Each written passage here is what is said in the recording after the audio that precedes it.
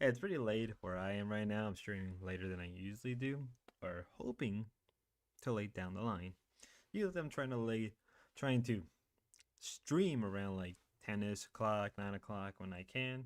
But welcome to the Midnight Spud Show, where my ass can't go to sleep. So why not stream a little bit, right? Why not do that for a bit? Why? Because I hate myself sometimes. No, but I hope everybody's having a great time. We had a good stream for the last 2 days. For this stream, we're probably gonna look at some videos. We'll probably watch one video, play a little game, just so I am more comfortable in general with streaming and doing other stuff, which is kind of very important in my eyes. Oh, 1 second. Sorry, I was eating something, so my throat wants to kill me. Yeah, no, but I hope everybody had a great day. My day has been kind of all over the place, especially with my job, me working outside a lot.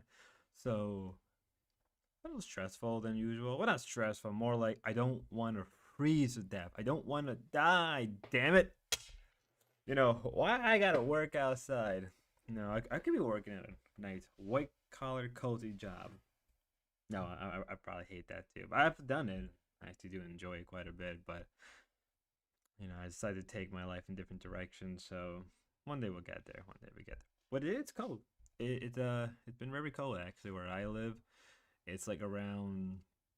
I think it's supposed to drop down to like 10 degrees today. 20. Like no, it's supposed to drop down like down to zero. Supposedly tomorrow it's supposed to be like 9 degrees where I live. So it's gonna be bulging cold.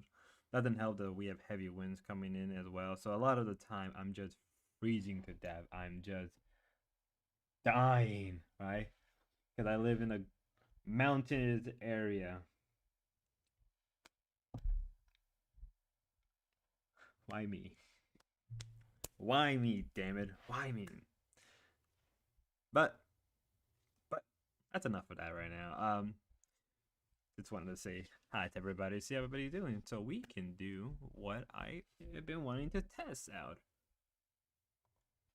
We're gonna play some Minecraft. Now, why are we playing Minecraft? First off, I haven't played Minecraft in a long time, so I feel like it's a good idea now to get my bearings in. Second off, I have felt like of all the games I can play, it would be the most easiest one that I would believe to stream. I'm gonna just call this Stream World because we're probably gonna come back to this world a lot more often than we think. Oh,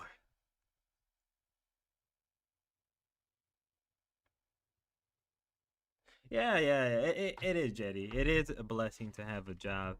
I mean, to be fair, I'm about to be laid off Friday, which is like I've been kind of hoping. Oh, put some music on. Let me put some of the. I just realized I put the volume down because I had it going. Oh, I didn't want the sound to kind of blast. And there, well, there we go.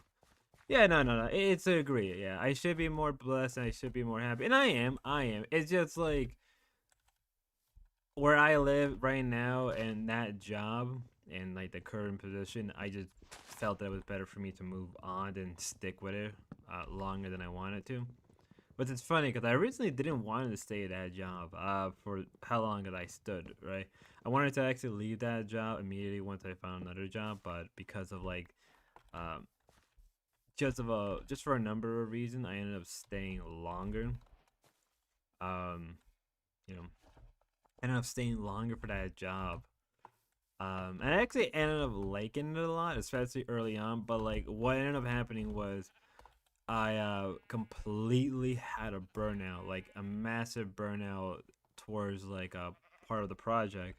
Which resulted in me just like not wanting to work anymore. I would just go to work to get a paycheck. Which I know that's like that isn't a good mindset to have. Like, you know, like just go to work to. But well, actually, no. I'll take that back.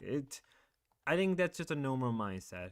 To just go to work to get a paycheck is just a normal mindset because sometimes a job is just a job and there's really nothing more to it.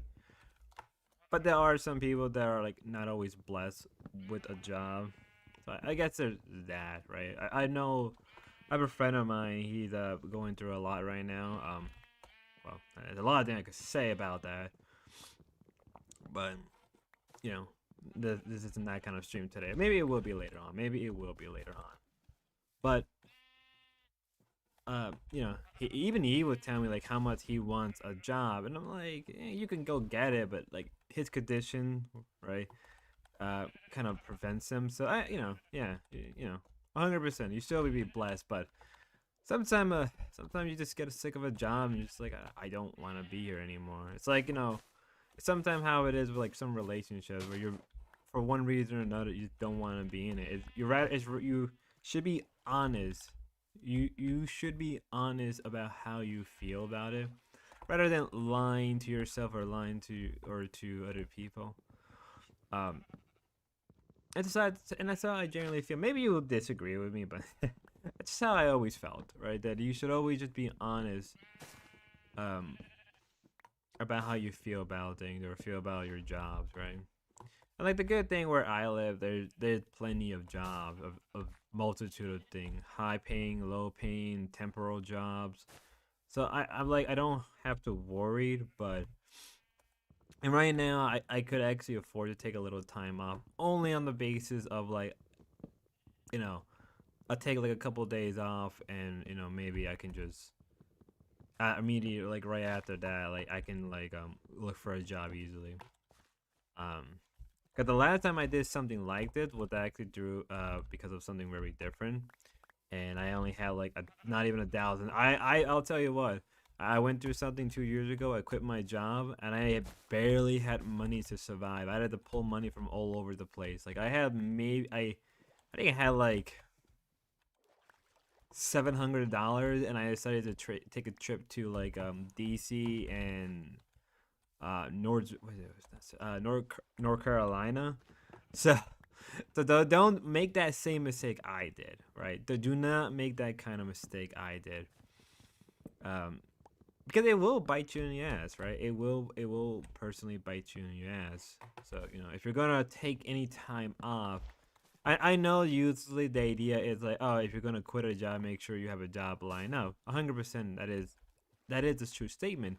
But there are just some people, right? If they have the money, they should at least take a period of time off, not like a whole month or like or 2 weeks, but like a small bit of time where they can rest up, right? It's one of the main reasons why I decided not to like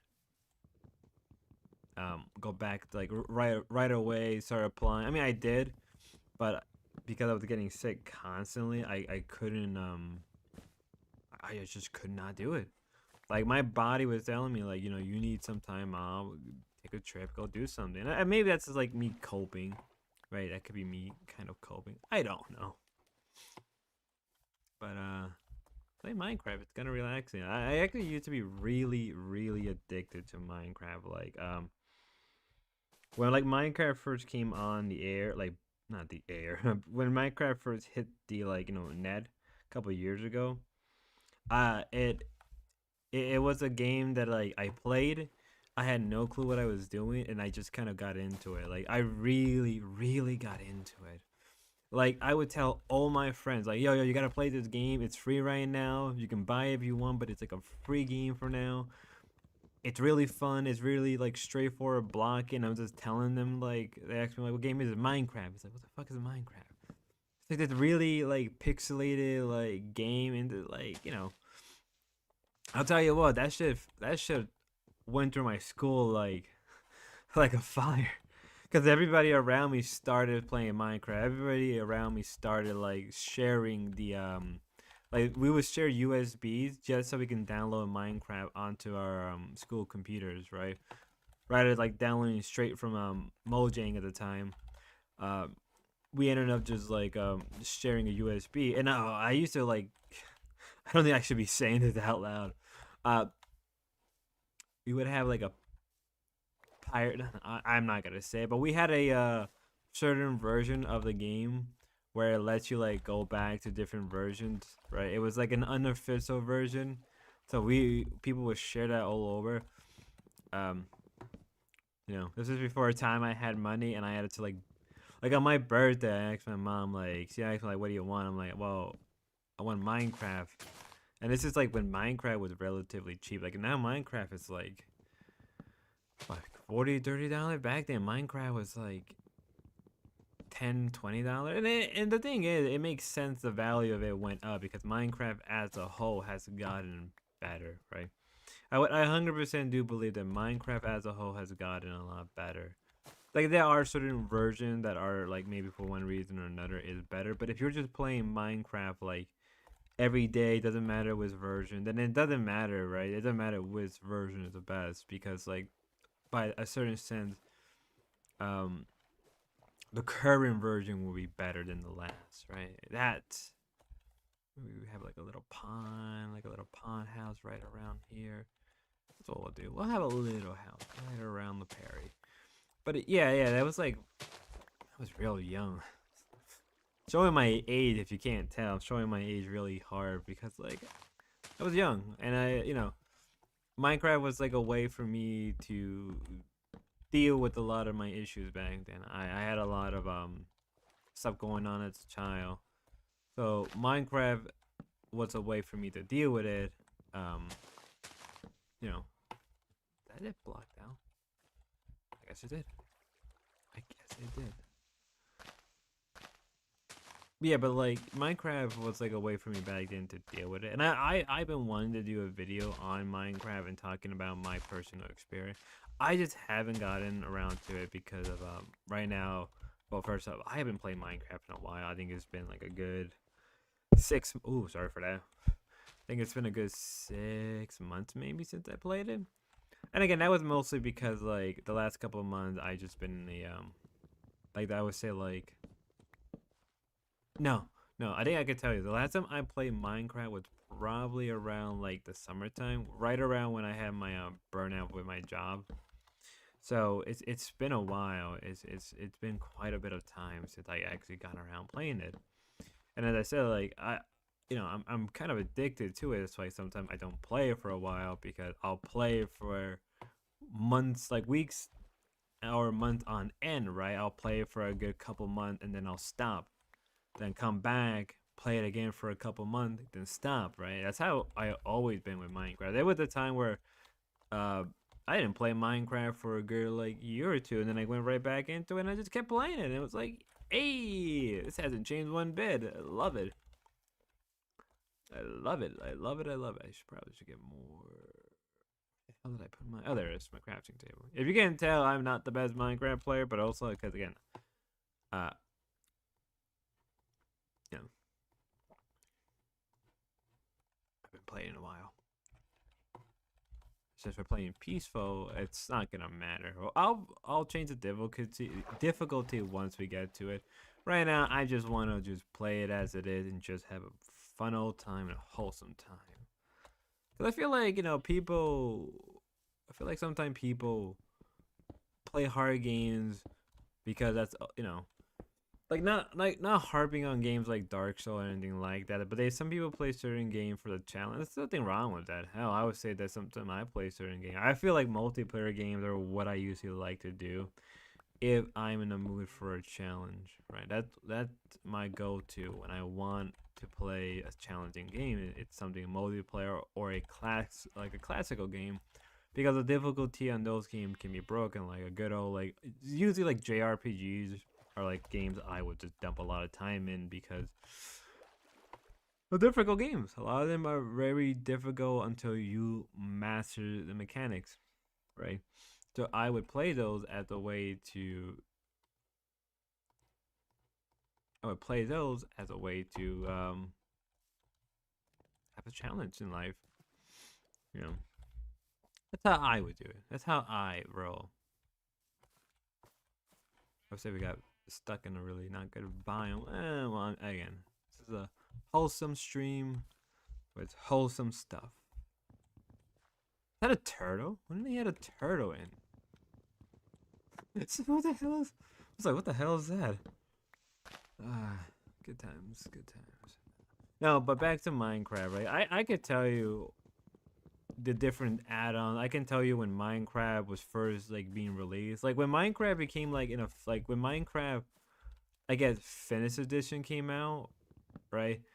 That was like, when was that? I think it was like right before I graduated high school, right? That was like right before. Like I got into Minecraft towards the end of alpha into beta. And when Minecraft became officially like official, I guess their final edition, right? Their final like, hey, we're moving from beta to the final game. And the thing is, it's me saying this. It's like the thing is, Minecraft even back then, even as like alpha and beta, was still more or less a good game.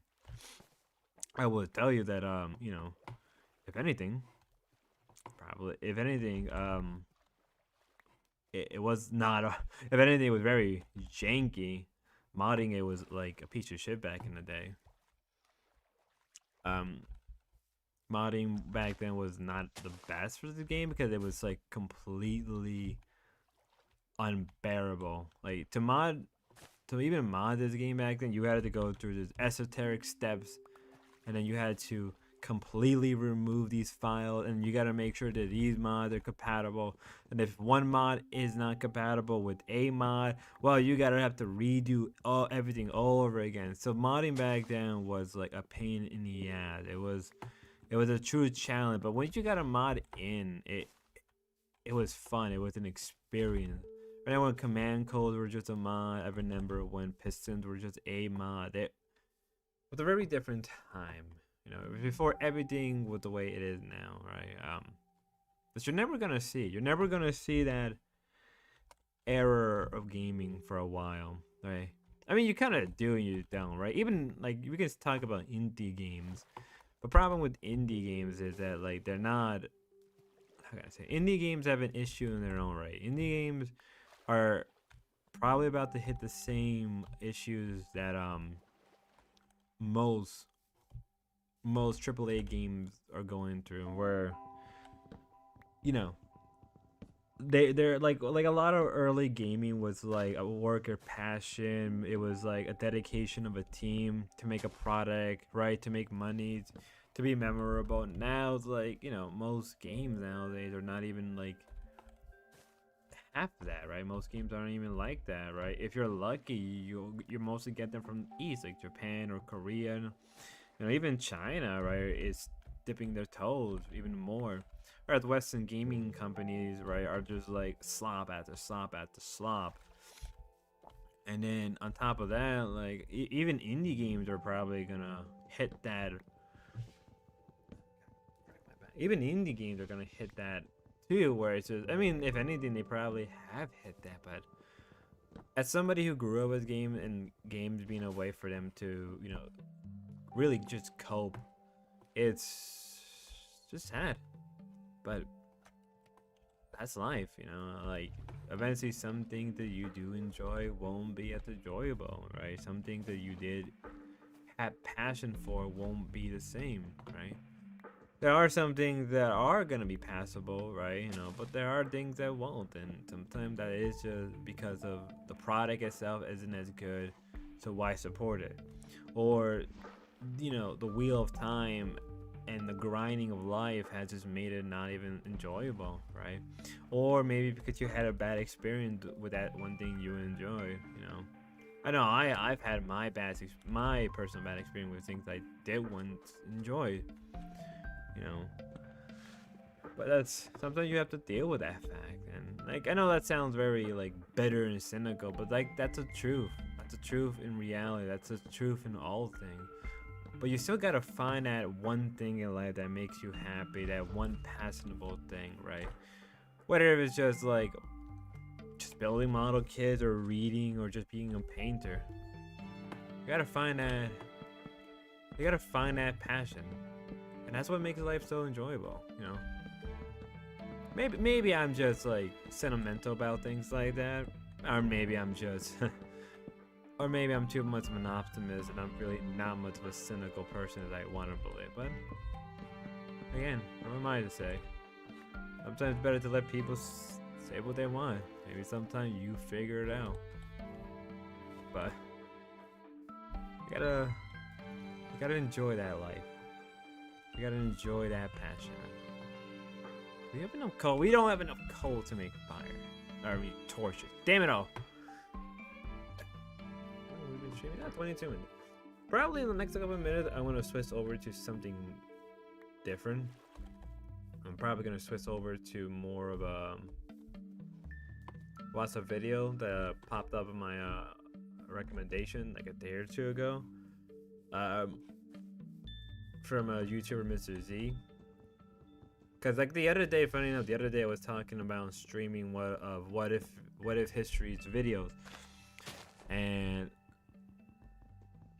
I was talking about Mr. Z, and I didn't realize he released a video, so I'm gonna watch that, or say we're all gonna watch it because it'll be my first time where we're like, hey, let's go watch this video, let's go enjoy this video, let's dissect this video, let's get down to the nitty gritty. You know what I mean? You know, that's what I mean. And maybe watch another video if probably depending how long I want to stream. Right, I probably will be streaming quite a bit longer. Mostly again. Oh wait, I'm stupid. I don't know what I'm doing anymore. I don't know how to play Minecraft anymore. My neck. Usually I would just sit back in my chair, but it broke on me today, so I'm kind of screwed. We are screwed. What are we doing? Cows. Let's do some mining.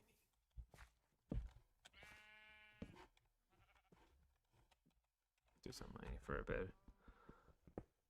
Hope everybody is enjoying this stream a bit. I know it's a lot more of a laid back. What was that? I know it's a more of a general laid back stream. I really didn't want to do too much because again, the stream was more focused on capturing game footage. Because maybe down the line, maybe I want to do some like Minecraft stream, and you know, and those would be kind of like not really my cozy streams, but those would be my streams where like, hey, let's play some Minecraft. Maybe I'll join a server with somebody or something of that vein, right? I gotta keep cracking my. I gotta sit up straight. I'm a tall man who's particularly a boomer at heart. But no, yeah. Originally I was thinking about doing the. Actually, you know, maybe I'll do it today. Maybe I'll do that stream today as well. Well, we may or may not. We may or may not actually go over the crit chance stuff, right? I've been wanting to go and read the Christian saga after I jumped on Ruby stream. That actually kind of was like what I've been in the mood for doing. Also because those sagas are extremely interesting. Like if you never really like fully read in depth into the Christian saga, it's insane. It is just insane of the amount of psyoping he's been through, right? Like we can talk about like, you know, Locale Live and their psyops, right? We can talk about that, and I probably will in a little bit. But like if you want what real psyoping is to the extreme level where it is just insane. Like I would even say it's almost down to like a military-esque level. Like you never see anybody go that aggressive on an individual. And what probably doesn't help, and I was trying to tell Ruby, is that it doesn't help that he fed into the trolling. You fed into the insanity, right? It's a Saya of the ages. That's what it is. We gotta put some lilies around here.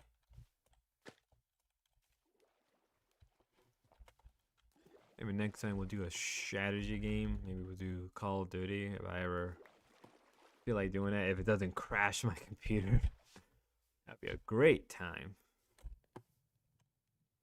That's what I'm trying to do.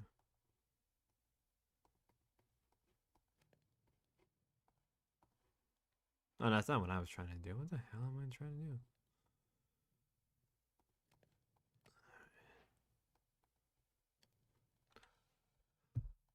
I'm trying to do something right now.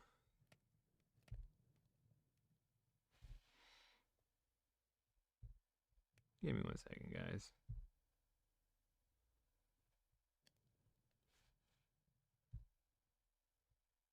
So I had to respond to a text real fast. Sorry. Uh,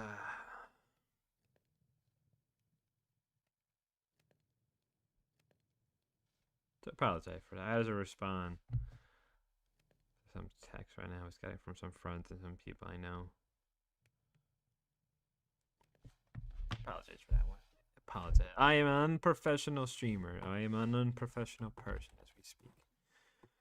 Rip and pepperoni, y'all. It's great. I do not have enough wood. Yeah, and it's really been a while since I really got into bag. I see. Why didn't I get oak? It doesn't matter. Doesn't matter. I'm just here to enjoy the game for a little bit of time. For a couple minutes, we'll take a little bit of a small break, and we'll go ahead and watch the Mr. Z video that I've been wanting to watch. That I didn't realize he want. I guess I'll get into Mr. Z now. Who he is. If you're not aware who Mr. Z is, he's a guy who does all. He used to do alternative history videos. Now he moved that over to a different channel that is ran by somebody else, which is now called the US of. It's called the US of Z. It's called the US of Z. Him and I brought him up yesterday because like he's a kind of a, I wouldn't say a critic, but he's somebody who is very. I don't think he ever said it out loud or he ever made a post about it. I could be wrong, but he's sort of a critic towards what if all history. Which is funny because my what if all history, a lot of sympathizers, which makes sense. Like the guy, you know, regardless of how I personally feel, I would say that the guy.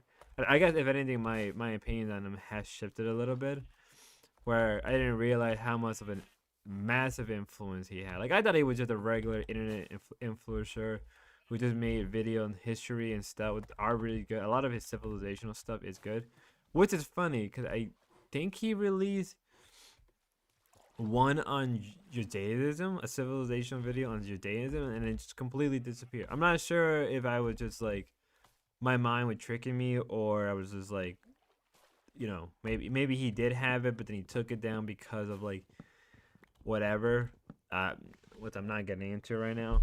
But I didn't realize how much of an influence he had on a lot of people, and it makes sense, right? A lot of people do like his stuff. A lot of people do enjoy his content. A lot of people enjoy what he does.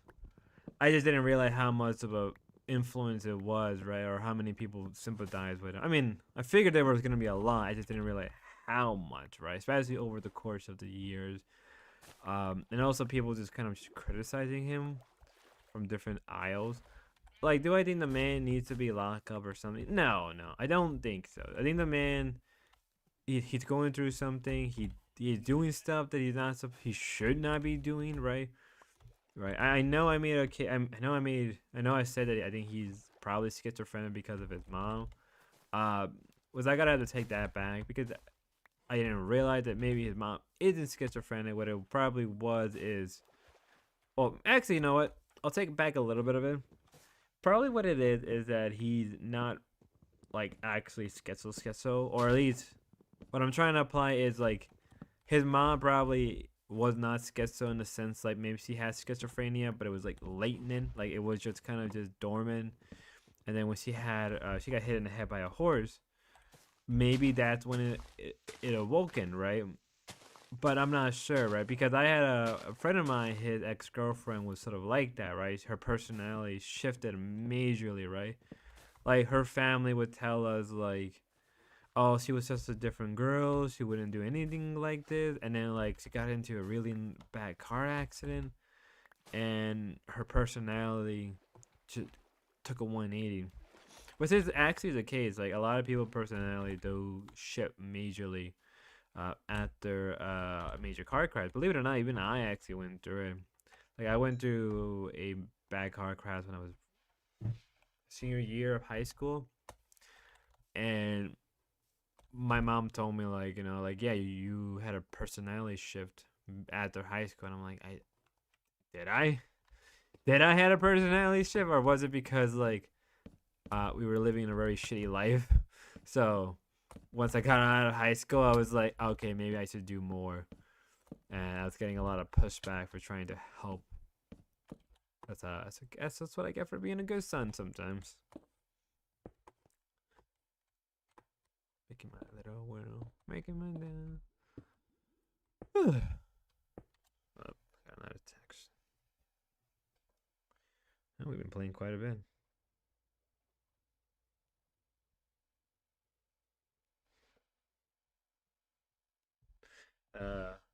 Oh boy.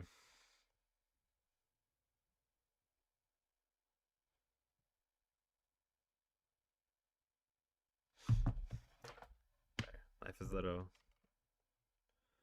my little life is sporadic. It is 30, or should we been streaming for 32 minutes? What I'm gonna do is, let me finish this up. I didn't even do that. God dang it.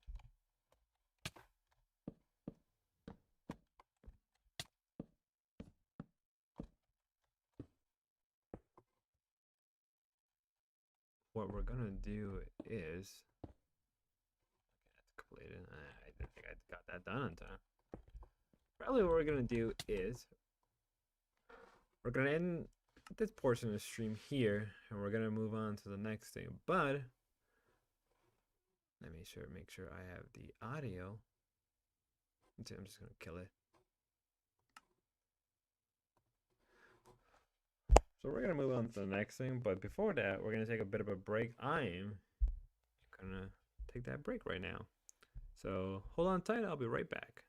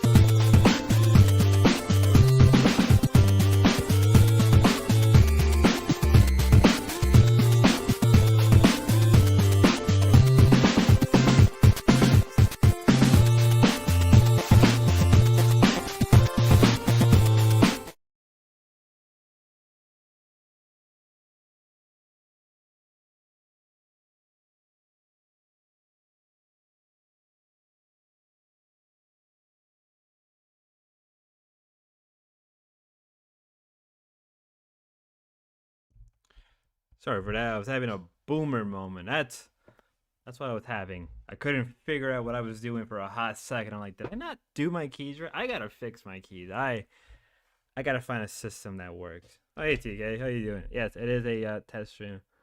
Uh I don't know if you're up. Maybe I can have you on for a little bit if you want. That's up to you. It's up to you if you want. I'm just gonna watch a silly video offhand. If you want. If you want. Maybe I can have if you wanna. If not, it's not, it's fine. Sorry. My chair broke today, so I'm doing things as it is. So yeah, so this is how America became upset with and tired of a second civil war. I have not watched this video. I have not gotten a chance to watch this video. I've not given my chance to like go in and analyze it. It's been out for 2 days now. I only discovered about it yesterday. So, I kind of want to watch it now. Look how Queen's still going. Hold up, let's move over to. Okay, no, I thought it was like, is it still going? I thought this damn thing already was over. Rewind's probably on as we speak, right? Rewind probably. I want to make sure everybody can see what I'm saying. Yep, you guys are good. Okay, but before I move forward, let me give you some background about who Mr. Z is. If you're not aware who he is, Mr. Z is a guy who used to do what if history stuff for a long time, and then I would say the last 2 to 4 years he started to move away from that and started shifting more and more to more like real political stuff as things went on. Now he still kept with the whole what if history element, but he started to do more political stuff as time went on. Really analyzing just different things like different ideologies, analyzing political movement, and and just other stuff as well. He actually criticized what if history on a number of things of his Civil War video. If you're not aware, what if history really advocated for a civil war? Well, not advocated. That's wrong. That's the wrong thing to say. I don't think he advocated, but he was very much like, he was very much. He kept talking about it and in a way kind of like telling people to get ready or be ready to take up arms, and it was very ridiculous. The reason why it's ridiculous is because obviously most people cannot handle the torment or the torrent of war itself. Most cannot handle it. Most cannot bear it. It's ridiculous to throw in young men to the meat grinder of war itself for the sake of, and I understand if you're within the sphere I am, and you would have your reasons, right? It's I would say that I share that with like people like Mr. Z and What If History, but even I understand. Like, let me put my volume down a little bit. Even I understand. Don't advocate something that not a lot of people are ready for, right? Don't advocate even if there's a possibility of winning. It's not something you should be doing that, right? Because you have to take it into account of the laws and the torment of a lot of people. And Mr. Z was very critical. Actually, we may even watch that video if we are lucky. If we are lucky, we may actually watch that video. Yeah, but so we're gonna get into this video. I'll probably stop it a little bit, or I'll give my response in real time. Let's get into it now. In the build-up to the 2024 presidential election, one of the key subjects on the tip of a lot of people's tongues was the idea of a second American Civil War. For anyone paying attention, this has been a recurring trend for years now, dating back to at least 2012 when amongst some right-wing circles there were fears that Obama would enact martial law and begin putting conservatives in concentration camps. I do remember that being a thing with the Obama administration. A real inception point for a lot of this began in the 1990s, believe it or not, coinciding with the rise of the American militia movement in response to the events of Ruby Ridge, Waco, and of course the government's own response to the Oklahoma City bombing. You had this It's funny because all of what he said is true. I remember living in the kid in the 90s and like sitting down and hearing people talk about the next U.S. Civil War, and then like in the 2010 when I was like in high school and middle school, people talking about U.S. Civil War. I remember people talking about conflict with Russia even back then, even though I'm not saying it's impossible, but it is kind of ridiculous because of nuclear exchange, right? I do remember that growing up as a child. Growing sense of distrust between conservative Americans and the neoliberal-led government. Which, yeah, let's go, of Oklahoma baby! City, not to Depths mention of the figures world. like the Unabomber and Eric Rudolph, was under the impression that the foremost threat to national security was homegrown terrorism, specifically right-wing terrorism. Factor in events like the 1992 Rodney King race riots, which in many ways laid the groundwork for left-wing physical pressure groups like Antifa and BLM, fueled far-left street violence, and contributed to distrust between left-wing Americans and the government. Suddenly we start to see the roots of a lot of what would manifest in the years to come. Basically, every US citizen in their 20s and younger today grew up in a country that only knew this reality and mindset, and it was only going to get more intense as they went from childhood into their teens and beyond. If you were exposed to a right-wing perspective, the government was becoming more authoritarian, socialistic, and wanted to destroy your way of life. If you were exposed to a left-wing perspective, the government was racist, corrupt, backward, and attempting to enslave you for profit. And whatever side you were on, something had to be done about it. This mentality, I believe, reached its peak in the mid to late 2010s when much of this youth population raised in this mentality came of age and became more aware of politics in the country, and the desire for change almost certainly contributed to Trump's victory in 2016, only to be followed by a hard left-wing backlash in 2020, before once again realigning in Trump's favor come 2024. And in this span of time, in this peak, we witnessed the closest the United States had come to a state of civil war before both sides in the aftermath of the 2020 election lost their teeth. It's now been around 3 decades since the first major emergence of the American militia movement. Over 3 decades since the LA riots forced the government to bend a knee in submission to rioters' demands. Over 3 decades since the United States became the sole superpower. Over 3 decades since America established a new world order of freedom, democracy, capitalism, and liberalism. You gotta love that, right? The teens and 20-somethings of the 1990s are now at or approaching middle age, and have lost the muster and zeal of youth. Their successors, raised in the narratives they shaped, have mellowed out in the face of new challenges and realities that make the prospect of civil war an entertaining fantasy, something you watch movies and YouTube videos about, but not something to truly be desired in real life. Hello audience, Mr. Z here with another video for you. If you're new to the channel, welcome. We have videos like this every week where we talk about history and politics, so be sure to subscribe, leave us a comment about what you'd like to see next, and stay tuned for more. If you'd like to join the community, we do have a public Discord server linked in the description, along with a community-made subreddit loaded with memes, charts, maps, and more. And of course, if you'd like to help support the channel directly, consider becoming a channel member or donating to us on Patreon. Having dealt with censorship and demonetization in the past, especially when covering more sensitive topics, your support really goes a long way to keeping the channel going. All members do gain access to a separate members-only Discord server where you can speak with me directly. Now, let's get back to our regularly scheduled program. No, it didn't take him a while. The years leading up to the 90s had seen some militant far-right and anti-government groups crop up, but by and large, these groups were small and far outside the mainstream. Groups like the Posse Comitatus, the Patriot Movement, and the Christian Identity Movement, to name a few. The coverage of the Waco siege and Ruby Ridge standoff really brought the militant mindset into the mainstream with the emergence of the Michigan Militia, the Militia of Montana, and several smaller groups across the country who felt it necessary to make a show of armed resistance to the federal government, which they feared was growing tyrannical and on the brink of suspending constitutional protections. The more extremist views of Posse Comitatus and Christian Identity remained fringe and somewhat separate from these new groups, but their views most certainly influenced the culture and ideology. It's funny that he's saying that because I remember this actually in the 2010s being a big thing with a lot of atheists bringing up Christian identity groups and how much now ironically it came back in today's age. Was I'm down for. I'm totally down. Various militias through intermingling and sharing of conspiracy theories.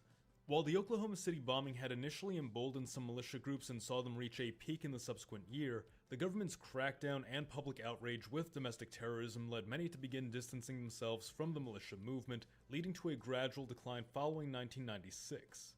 The government took these groups as a serious threat for the time, but eventually concluded that not only were most militias harmless because of a reactionary mindset, that being that most militias were waiting for the government to make the first move, but there was also tremendous distrust between the militias, which regarded one another as compromised by federal agents, propped up entirely by the government as controlled opposition, and what have you. One FBI, or maybe it was a DHS memo if memory serves, had said something along the lines of, thanks to the legacy of COINTELPRO and similar operations, most militia groups were paralyzed by a paranoia and distrust of one another. Now, in the year 1990, there were around 50 active militia groups in the US, but by 1996, there were nearly 900. And then, of course, come the turn of the millennia, there were fewer than 200.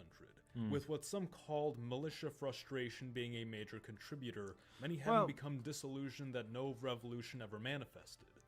The election of Barack Obama, along with the economic downturn which led up to it, would witness a resurgence of militia groups, seeing the emergence of the Oath Keepers and the Three Percenters, who along with other groups brought militias from a low of around 100 active groups to an all-time high of around 1,400 groups by 2012.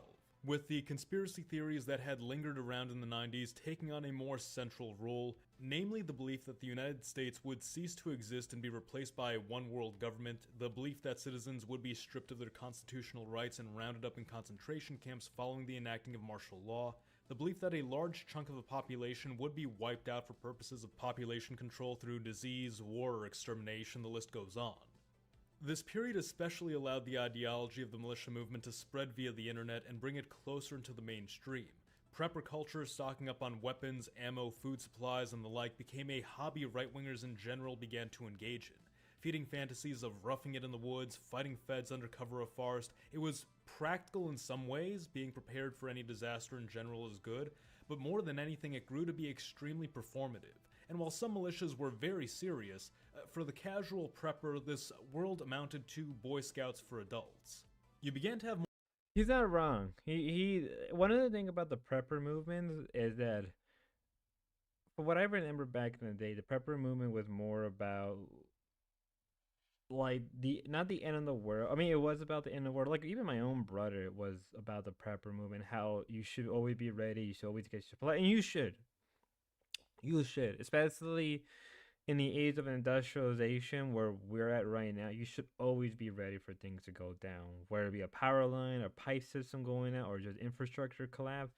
There is a need to always be ready, right? But because of that, I think one of the reasons they failed. So one of the reasons why I think they failed was because they were just doing something that would have taken years. It isn't like a flash in the pan, right? It is not like you threw a fire and then boom, everything went downhill, right? No, it is a slow process of destruction through and through. That is what it is. If you know, and what I mean by that is, oh, thank you for the W. But what I mean by that is, or what I'm trying to apply is that let's take oil, right? Yes, oil will eventually run out, right? Oil will have to eventually run out, but it would take years. It would take maybe like 100 years or 200 years for oil production to run out. And even if oil production does run out, there are other options. So even if let's say we go nuclear, but the issue with all of that is it relies on human capital. If you do not have the human capital to continue those things onwards, then yeah, you will not have the oil. Your society will collapse through and through. It is not a question, it's not a matter of belief, but it's a matter of facing the reality of total collapse due to human incompetency and the lack of human capital and smart people, right?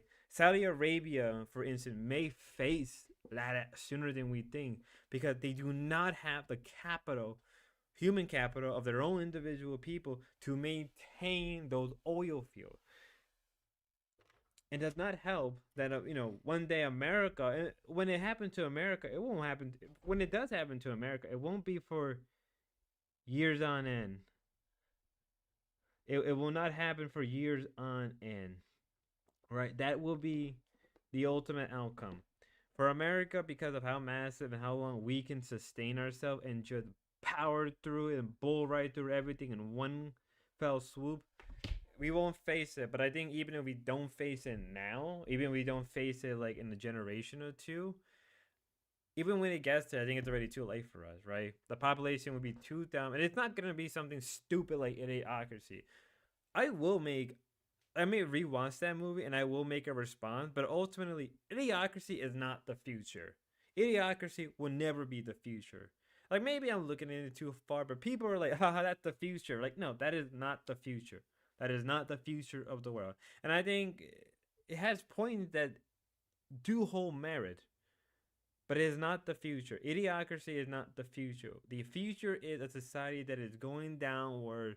There's less industrialization, there's less of an infrastructure, and ultimately, will this see the emerger of separate states, like feudal state, not a one-to-one like people like to LARP and imagine of a one-to-one state of the medieval time, right? No, it would mostly be especially in America, it would be a very much Americanized medieval-ish. It won't be a one-to-one, but it'd be like very American, right?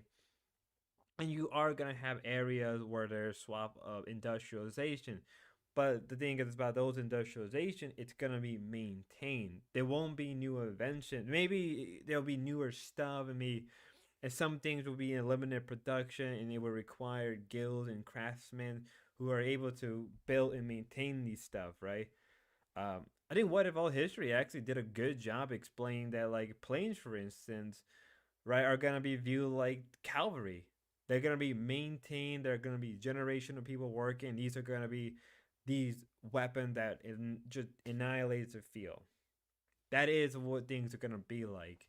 You may see some semblance of an industrial is land, not world, but areas and land. But I kind of went on a rant longer than I want. My apologies. Sorry. More Let's go politicians have back. played into this culture as well, emphasizing especially the right to bear arms, limiting government overreach, demilitarizing the police, abolishing taxes, waving around the Gadsden flag. Again, it was very performative, but not particularly practical, with a few exceptions. Obama was still in power. Globalization continued chugging forward. Conservatives were becoming a lot more aware of immigration as a major issue. Fears of Islamism were reaching new highs with the rise of ISIS. I'm gonna not say Conservative anything fears about that continued because I to think I'll rise, get and the rhetoric of kind of impending new for that conflict was one on reaching a YouTube. fever So pitch. For many young not owe me to conservatives that in their one. teens, the scene might have appeared like a story about to reach its climax. Really, one of the fascinating things too is just how much culture fed into this and reflected this right-wing fear of approaching revolution, civil war, social collapse, or some kind of dystopia.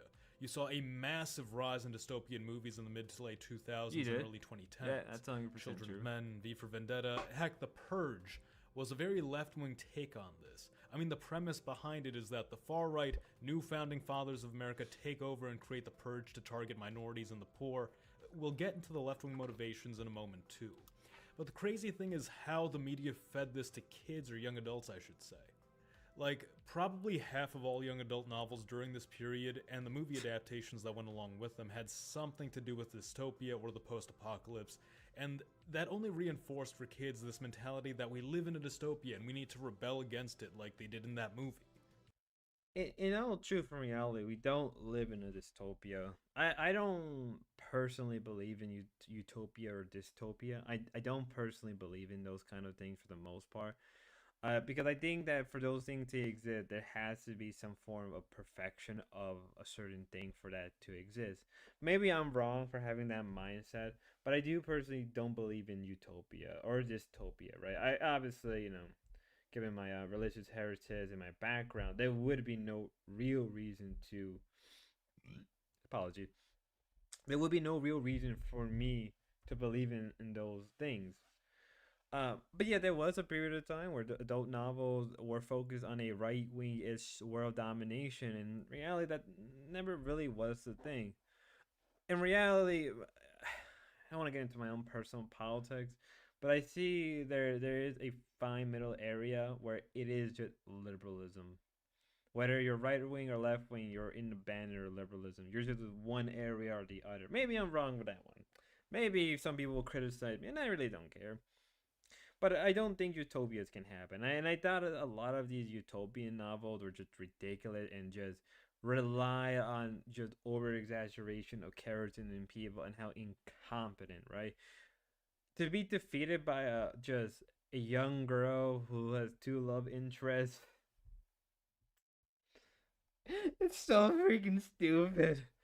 My friend and I made a joke about like, what if we write a young adult novel with a left-wing girl who's independent but she's in love with two different boys fighting against a right-wing dictatorship. And then I realized, isn't it like all those novels? Isn't it just, and then when you really get into it, like none of those novels are like that. In real life, it wouldn't be anything like The that. dystopia stuff in media got so heavy-handed that a conspiracy theory popped up about it in conservative circles that it was predictive programming meant to get people used to dystopian conditions, instead of the more likely reality that folks noticed there was a huge market for people interested in societal collapse and just decided to capitalize on that fantasy. And Yeah, also, the 100%. message in most of these movies It is isn't true that the that dystopia is good. the it's media to took rebel against the something, system. ran with it, V for and then Vendetta, like people overthrow just the took fascist it the wrong government. way. The Purge, overthrow the racist government. Elysium, overthrow the upper class. You know, this stuff might have had more of an influence on young left-wingers than we thought. But yeah, let's talk about the left-wingers and where their Civil War mentality came from. In the aftermath of the 1992 Rodney King race riots, the city of LA conceded a massive financial settlement to Rodney King and pushed for major police reform. This sent a message to many on the left that violent action was an effective means of achieving racial justice reform. On the opposite side of the decade, the Battle for Seattle, a left-wing riot of a different variety, focused less on racial issues and more on matters of economics, challenging growing globalization policies, and neoliberal capitalism, which was seen as strangling out domestic American labor, Kinda funny how oppressing that's, the third you know, world, harming public health, shifted and now, if you destroying know the what I environment. mean. While primarily composed then of again, that's a very labor, different group of nonprofit, and student leftists. groups who were gathered to oppose the World Trade Organization conference, among the initially peaceful protesters were anarchists intent on sending a message through vandalism and violence. Anarchism had been a largely dormant movement in post-war America, seeing minor revivals during the counterculture movement and during the punk culture movement, during which time anarchist groups directly engaged in altercations with the fringe far-right factions of their time, namely militant white nationalist groups whose violence shaped the anarchist perspective of right-wingers in general, making these anarchists that's all true. the more radical and Anarchism violent. is not a big thing Clashes in with places police like in eventually America, saw the as Seattle it is like in protests South transform America into a and full-on Europe, street where battle, with obviously I think in protesters Europe being it would tear make more gassed, sense. arrested, and beaten. The vandalism of the anarchists really set this response off and encouraged the other protest groups to assault the officers, which of course escalated the situation. Much like the Rodney King riots, the media coverage of the event driven by the spectacle of violence brought more attention to the cause of the rioters and protesters, who began to see violence as an effective means of getting their message across, and in a way began building a closer relationship between anarchist groups and more benign student and activist movements. Among the anarchist movements in the US, those of the Pacific Northwest and Midwest were some of the most prominent and influential, with groups like Anti-Racist Action having their start in Minnesota before seeing their Oregon wing evolve into the modern incarnation of Antifa. Yep, For the most part, 100%. Anti-Racist Action and later Antifa initially stuck to their focus of combating fringe, far-right white nationalist groups, but by the 2000s and early 2010s, If anyone they remembered bleed over into the Charlottesville, mainstream. oh, that shit Anarchist black blocs destroyed became them. more frequent That shit appearances at destroyed left-wing you, alright. protests, right-wing counter-protests, and militia groups unaffiliated with white nationalism became new targets, earning the ire of the Torch Network, especially as the militia movement resurged during the Obama administration, with opposition to Obama being framed as racism. The bleed over of white nationalist groups into more mainstream protests did not help militia movements shake this appearance either, and the Torch Network soon began associating the two as one and the same. Simultaneously, you saw more passive movements on the left, such as the Occupy movement, which was ultimately seen as a failure, as despite attracting a good deal of media attention, the movement quickly fizzled out and failed to achieve any of its political goals, once again affirming to some on the left that more aggressive stances were necessary. The earlier Wisconsin protest of 2011, which inspired the Occupy movement, also faced similar failures, as despite mobilizing 100,000 people and drawing massive publicity to the labor movement, the protest ultimately failed to pressure any policy change. The rising racial tension of the period would only add more fuel to the flames. The 2010s would really see the emergence of BLM as a prominent movement during the Ferguson and Baltimore riots, Oof. BLM effectively acting as a negotiating body to extract political concessions from the pressure created by protests and riots, creating a successful cycle of outrage, mass action, and concession. Doesn't it have As that we approach Obama had a 2016 big and the role in election of playing that that? year, this is when all previous factors simultaneously come into play. The public fatigue with the neoliberal establishment and the policies of globalization and liberalization, which had been resisted by activist elements of both the right and the left, had resulted in the emergence of two major populist candidates, Donald Trump on the right and Bernie Sanders on the left, both of whom resonated very strongly with the youth bases of their party, far beyond what any of their more neoliberal and neoconservative counterparts could muster. However, the rhetoric that came from both men was inflammatory to the other side. To right-wingers, Bernie Sanders was a Marxist. To left-wingers, Trump was a racist and a fascist. Naturally, that view drew the attention of Antifa and BLM, the former of which by this point was still directly engaging in conflict with actual white nationalist groups, such as in the case of the 2016 Sacramento riot. But when that same attitude began being turned toward moderate Trump supporters appearing at rallies and I'll stop here protests, for a little bit. this had It is true. I would not deny that because of Trump and Bernie Sanders playing a big role in those period of time, it did change politics majorly, both in the left and the right in America to a new level we have never seen and probably won't see for a long time. I know a lot of my friends who are leftists, they fully went in to the Bernie side heavily, even going to when Bernie was doing small campaigns. I know, even I and my other friends would go to Trump campaigns. It was a time that you had to experience. If like I know a lot of some people who may watch it may be young, probably not, but to experience the 2016 election and the running to it from 2015 and to 2016, what a different experience you had to imagine. It was not anything that it wasn't anything that I can explain or really vocalize. It was something that you have to be there to know the feeling of it.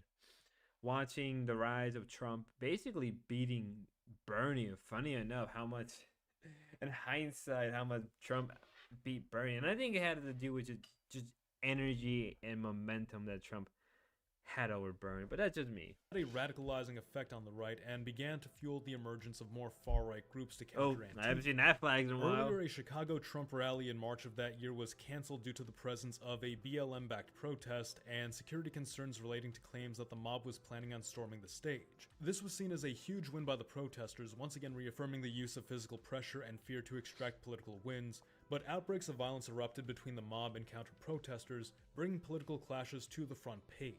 The public response to this, especially from politicians both on the left and right, also contributed to radicalizing the Trump base. That as both Fuentes? Democrats and It Republicans looks like appeared to blame Fuentes. Trump and his supporters for the violence, citing his rhetoric as too divisive and inflammatory. For Trump supporters, this was incredibly disheartening to hear, and only intensified support for Trump, as the view on the right was that the left-wing protesters were in the wrong, and the media and establishment were covering it up. Trump, of course, would win the election, sparking massive outrage on the left, especially among young first-time voters who had been convinced that Trump was this fascistic figure, and their whole lives had basically watched that if you don't get your way politically, Pence, you're such a take to traitor. the streets and pressure the government for change. Tens of thousands of protesters marched across several major cities, most of these protesters being young first-timers, and it was under this backdrop that groups like Antifa and BLM gained new supporters in liberal Gen Zers.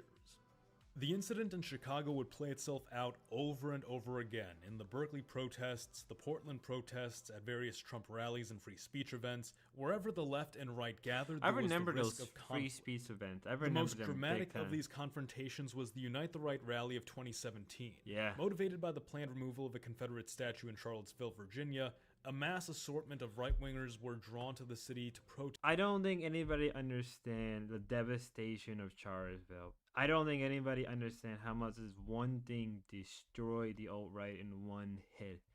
It is ridiculous to believe that using the alt-right is to sell a body of politics. It is not. Charlottesville annihilated it annihilated the alt-right. It crippled the right wing for a year or two until COVID, funny enough.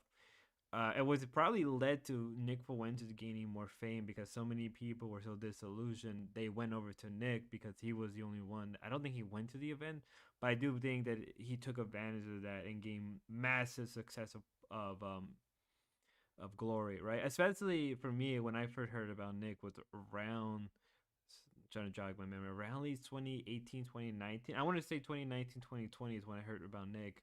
And I probably heard his name prior through word of mouth through other people. But this event, Unite the Right, annihilated big time right wing group for years to come until recently. And basically the left just had full game, had just ran through. They basically ran everything for a while. Maybe some people disagree with me, but Charlottesville did destroy the alt-right. It killed it. Protest and resist the removal. The event was framed as an opportunity for groups across the right to unify on the grounds of defending shared history and identity. Naturally, the event attracted militiamen, Trump supporters, libertarians, civic nationalists, but most prominently was the large white nationalist element which had made an appearance and really took lead over the protest. Yep. Counter-protesters amassed as well, featuring the likes of BLM and several anarchist and far-left groups who were all generally lumped together as Antifa by the right, though Antifa proper was also at the event. The clashes that would ensue would only intensify hostilities between the left and right, as moderate Trump supporters got swept up in the mess, witnessing and suffering violence from the left and vice versa. The moderate left-wing protesters watching Trump supporters stand alongside white nationalists made the two indistinguishable in their minds. By the end of the event, 3 would be dead and dozens injured. Trump's later statements on the event were taken out of context by the media and made to appear as though he was supporting the white nationalists, despite explicitly condemning them in That wasn't the same case, speech. but that To did many happen. on the left, if Trump wasn't a white nationalist before, he certainly was now, and he needed to be stopped. Still, most of the moderate left, much like the moderate right, were not willing to resort to violence, and instead more protests ensued, namely the massive Women's March of 2017, the largest single-day protest by that point, and the subsequent March for Our Lives in 2018. But it wasn't until 2020, in the midst of the COVID-19 pandemic, which itself built upon frustrations on both sides, it wasn't until 2020 that the George Floyd race riots would rock the country for at least a year. The riots and protests would result in think some 19 deaths, over for a 10,000 year, arrests, but the and over impact $500 million will in always property be there, damage. The regardless violence of and which side destruction you're brought on. about by the left further contributed to right-wing radicalization, while the left successfully extracted major concessions across the protest period, including a long list of police reforms across the country, and the creation of the George Floyd bill to increase scrutiny of police departments nationwide. This was the culmination of left-wing frustration. This was their outburst of political violence, a year of protests and riots which saw several cities burn, perhaps poetically including LA, which had not seen that level of destruction since the LA riots of the 90s. The left had been love how stirred that's into just action, there. radicalized by their perception of Donald Trump and the mounting social outrage of the period. The right, in turn, had grown terrified of the left and was itself prepared to take drastic action to retaliate if the left went too far. And that's one of the recurring trends we see. The left being activist and the right being reactionary. This activism would ultimately swing the 2020 election firmly in Democratic favor, and the right, both skeptical of this outcome and fearful of left-wing leadership, challenged the election's outcome, leading up to January 6th, in what would begin as the Million MAGA March, but eventually escalate into the storming of the Capitol. The fuse had finally burned down to the charge, and unlike the Unite the Right rally where radical fringe movements dominated, the Capitol riot, or rather the initial march prior to the riot, was led by Trump himself, and the crowd was largely composed of his moderate support base. Though of course groups like the Proud Boys, Oath Keepers, the Boogaloo Boys, and a small number of even further right groups were present as well. Upon Trump's departure, the Capitol came under siege. The politicians fled. The building seemingly belonged to the rioters. But just as it appeared things were going to escalate, that the right would finally have the revolution they had been imagining since the 1990s, Trump put out a message for his supporters to stand down, and gradually the Capitol was evacuated. The rioters left peacefully, and the momentum that had built up on the right for nearly 3 decades came to an abrupt stop. The revolution would not come. Both Gen Zers and Gen Xers were baffled. Surely something would happen. Surely Trump had some plan to take back power. But he didn't. There would be no epic climax, just a defeated whimper. And the left, back in power under Joe Biden, would retaliate. This was where their story was supposed to end too. DC was placed under military lockdown and democracy was battered but saved. The radical MAGA rioters would be rounded up and face justice for their assault on the Capitol. The villainous fascistic Trump was defeated, and he too would be locked away in a jail cell where he could never harm America again. One by one, Trump's allies were picked away, and it seemed the party was abandoning him as no longer optical. How could the Republicans support him again? There was just no way. The trials against Trump were mounting, and his pathways to a second campaign were closing. But his supporters stayed loyal. The party, as much as it tried to break away from Trump, could not do so without the people's support. And soon Trump and the party reached compromise. More than that, Trump took over the party. I think a lot of people would agree with me. I think the reason why the Republicans have won the last couple, or not really won one, but gained more supporters, right? It's because of Trump. It is because of him, right? I don't believe the Republicans would have won 2016. They would have lost against Hillary. Then they would have lost in 2020, right? They would have basically lost for 2 years straight. Trump was this unknown factor that shifted politics in America forever. And I will stand by this ground. There is no the modern Republican Party could not exist without Trump. There is no Republican Party without Trump. There is only Trump now. And what comes after his 4 years of office, we don't know. And I think that's what makes it interesting. I think the Republican will shift so heavily under Trump influence that it will become a different body.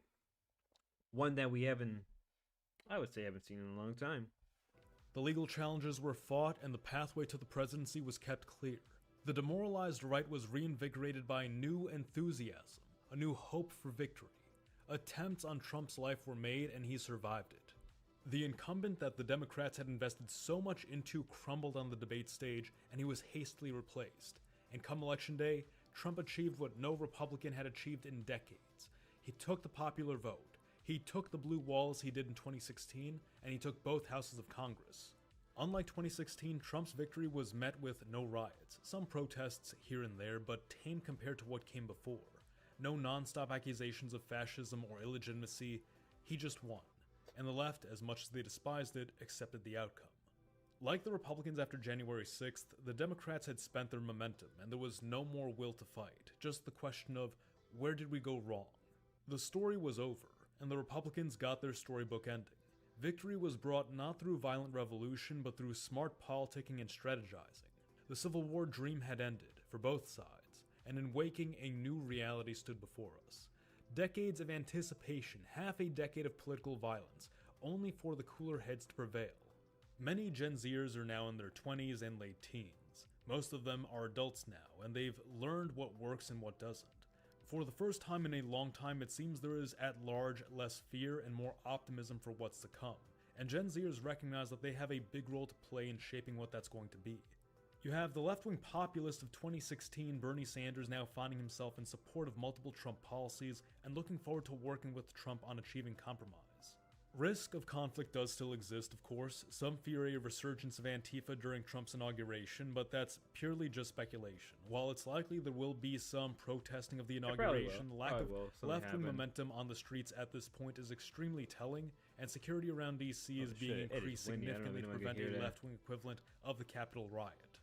Trump's leadership could also be expected to snuff out any lingering political street violence, as he has vowed to use the full force of the law and the military to crack down on any riots or political violence, and has not minced words about designating groups involved in such violence as terrorists. That said, the age of fear-mongering about an impending civil war may finally be behind us, at least for a while. The fears of Gen X that began all of this are finally being retired, and Gen Z is taking up the reins while looking forward to a brighter future of possibility. But what do you think? Let me know your thoughts in the comments below. Like the video if you enjoyed it, and subscribe for more.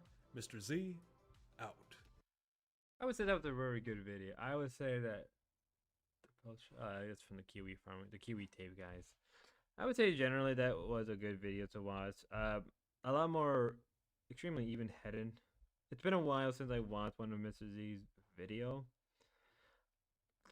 What I probably would say that I think people don't want a civil war. People are just their hunger and their need for it. It does not exist anymore. Is Ruby still streaming? Okay. I never went. No, they're not. Who cares? In the build-up to Who cares?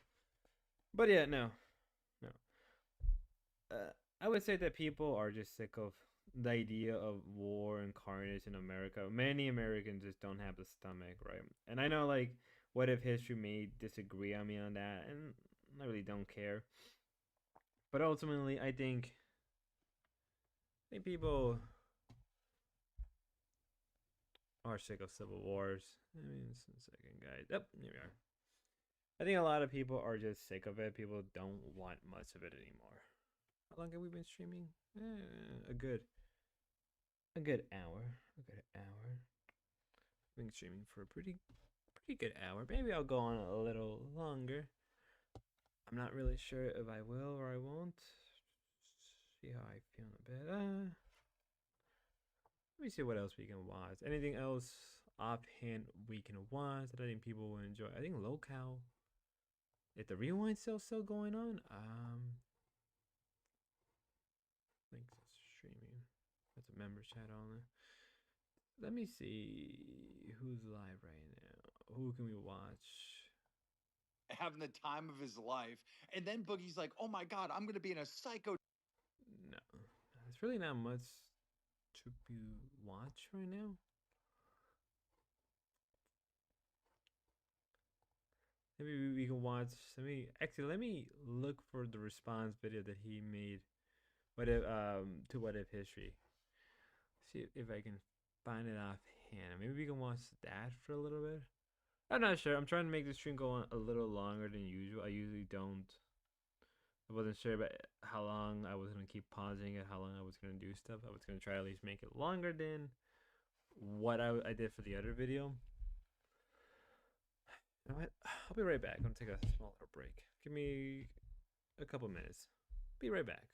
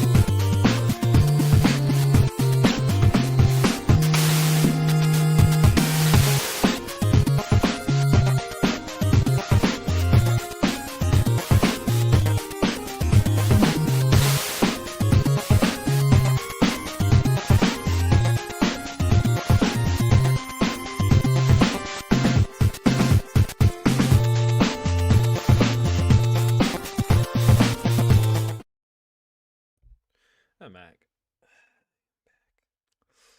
Needed to walk around a bit because my back was being a little stiff. Plus, I'm probably gonna go to bed in a little bit. I just wanted to talk a little bit before I head out for a bit.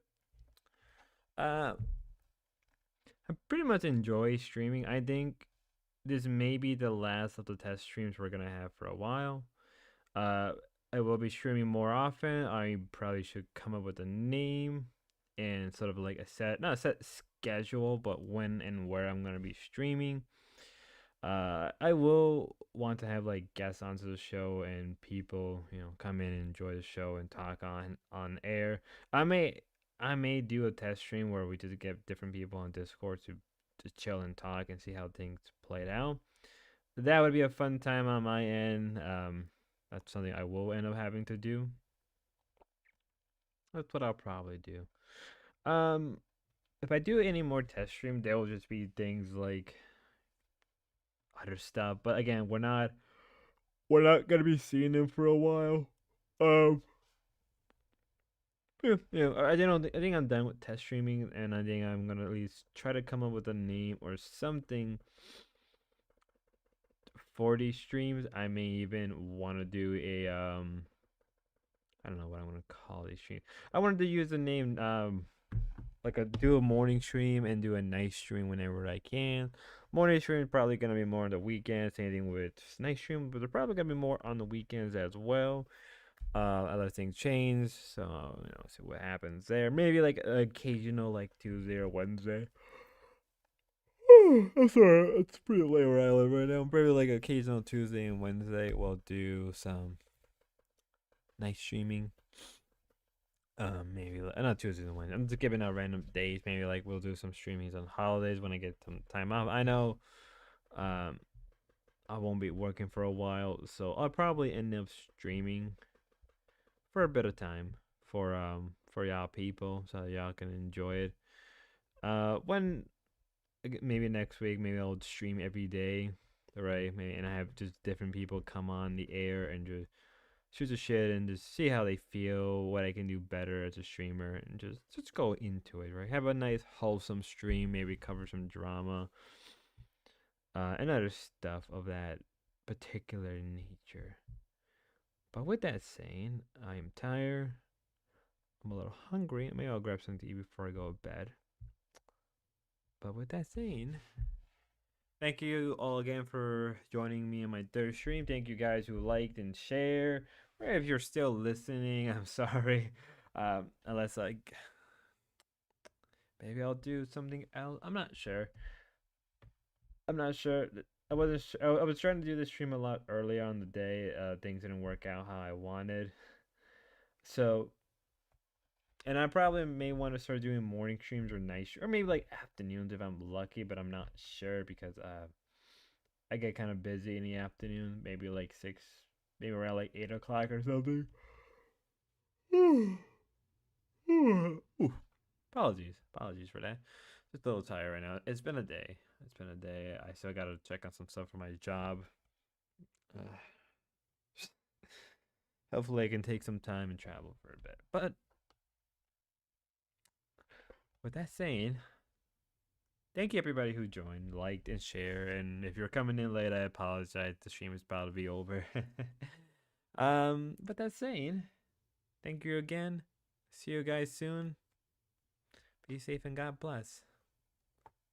Cue the outro.